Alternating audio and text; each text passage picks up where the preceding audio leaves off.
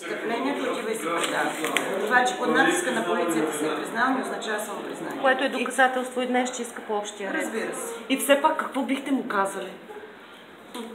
Кажи ми това, което каза на мене, за това, че предпочиташ да си майка на убиец, отколкото... Да, точно така. Бих искала моята дъщеря да беше убиеца, за да е жива днес. Да го беше убила. Предпочитам да съм майка на убиец, отколкото на убито. Знаете ли дали преди е посягал? Не смятам, не съм чула такова нещо. Дъщеря ми споделише всичко с мен. Не смятам. Просто се е случило за някого.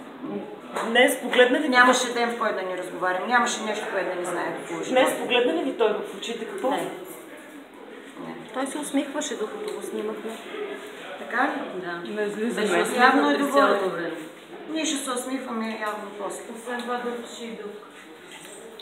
Въобще не ви споделяла Милена, така ли? Вие сте барака, знаете ли нещо? Не, нямаше проблеми. Нямаше Нещата такива. изглеждаха съвсем спокойно. Нещо се е случило последната седмица. Последно да ни кажете какво искате от съда, каква присъда? Искам доживотна присъда, никога да не излезе от затвора. Никога не искам да го виждам на свобода, защото може да убие човек. Благодаря. Не искам друга майка да